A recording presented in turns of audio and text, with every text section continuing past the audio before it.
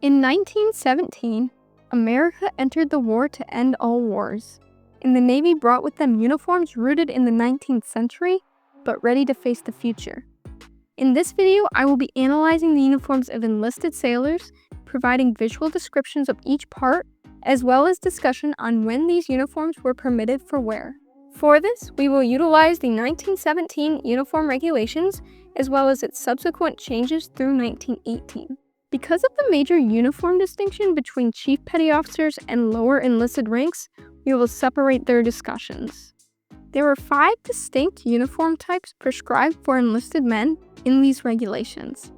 We will start with the dress blue. The occasion of wear for the dress blue was for ceremonies, parades, or reviews unless otherwise ordered. Enlisted sailors would wear an overshirt with their dress blue uniform. This overshirt distinguished rank on the collar and cuffs and was worn with the neckerchief around the collar. A key distinction that this overshirt is from the World War I era is how the bottom of the shirt is framed. Instead of being tucked into the trousers, during this era there was a drawstring in the bottom seam of the overshirt that was pulled tight at the waist so it was snug to the hip of the sailor.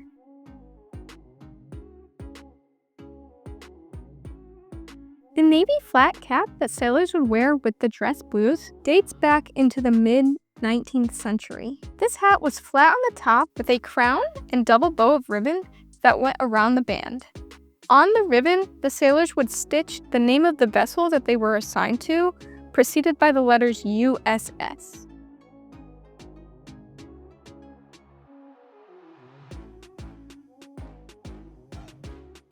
Sailors wore these standard navy bell-bottom trousers that were seen even past the First World War. These trousers had 13 buttonholes around the sides and upper edge where it was fastened with small black navy buttons. There were 7 buttonholes across the top and 4 on each side to make a total of 13 buttonholes. So in this picture, you can clearly see the sailor wearing the overshirt and the flat cap that were present in the dress blue uniform, along with the bell-bottom trousers. Another thing to note about this uniform is that sailors could wear a white cap in place of the blue cap if it was prescribed by the officers. In these pictures, you can see the sailors wearing the same overshirt and bell-bottom trousers, however, with a white cap instead of the blue cap. The dress white uniform was a summer version of the dress blue uniform and was worn for the same occasions as the dress blue would have been worn for. The first part of the dress white uniform is the dress jumper. This is much like the overshirt of the previous uniform, with trimmings on the collar and cuffs. However, the material is a white cotton linen. Unlike the overshirt, this dress jumper hung loose, not pulled tight at the waist.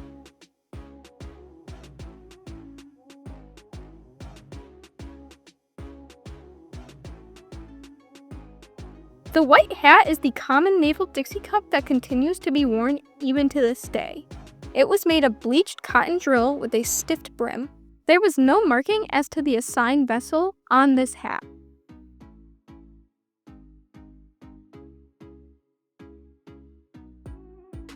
Lastly, the white trousers were similar to the previous navy blue trousers. However, they were adorned with a fly front and top pockets and consisted of bleached cotton drill material.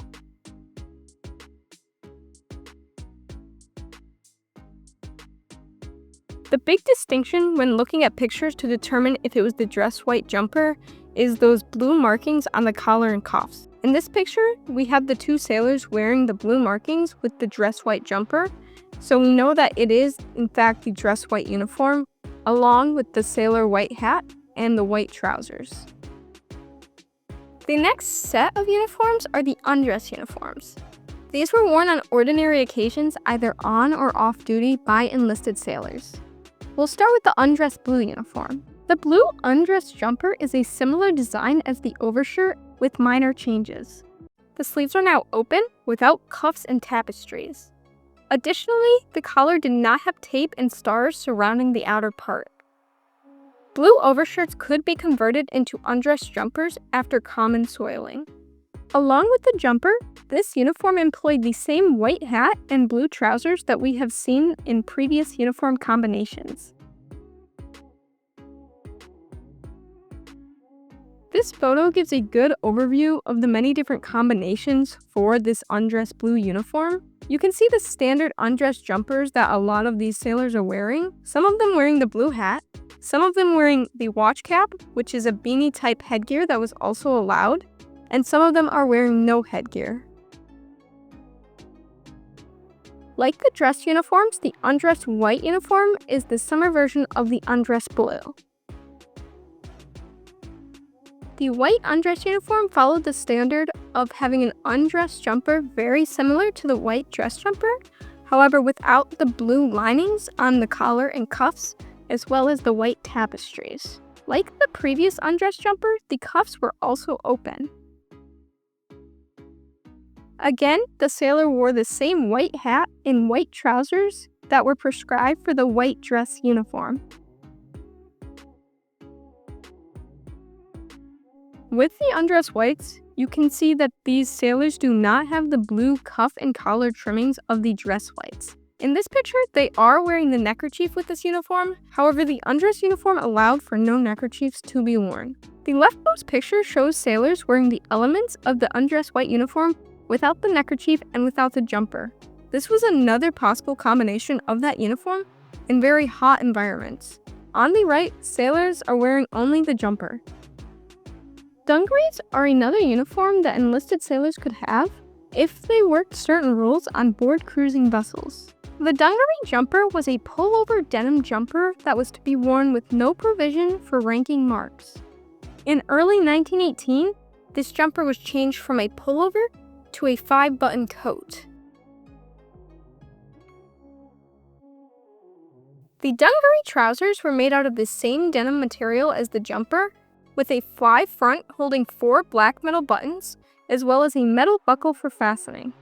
The trousers had 2 top pockets and 1 patch pocket on the right hip. Again, this uniform utilized the white hat that was seen in the previous uniforms. In this picture, you can see the sailors wearing that dungaree overcoat along with the trousers. They are wearing some form of shirt dependent on what the sailor has under the jumper, some of them wearing a jersey and some of them wearing just a normal white plain t-shirt. The higher enlisted ranks of the sailors were referred to as the chief petty officers. They had distinct uniforms that were different from the previous uniforms that we talked about for the enlisted sailors, however they matched in type. So the enlisted had a dress blue and the chiefs had a dress blue. Starting with that dress blue uniform, the chiefs wore a combination cover rather than a blue flat cap that you saw for the enlisted sailors, and they also wore a blue coat with 8 buttons double-breasted and a bow tie, collar, and cuffs. Their trousers were not the 13-button bell-bottom trousers, rather straight trousers that had the same model as officer undress trousers. In the middle of this photo are 2 chief petty officers wearing that same blue combination cover, blue coat, and the bow ties, collars, and cuffs that went along with it. Chief petty officers also had a dress white version, which followed the same standards as the dress blue with a white combination cover and white coat, along with trousers, the bow tie, and the shirt. If you would like to learn more about World War I naval uniforms, feel free to check out the website in the description of this video. Feel free to let me know in the comments if there are any video ideas that you want to see from my channel, and thank you for watching.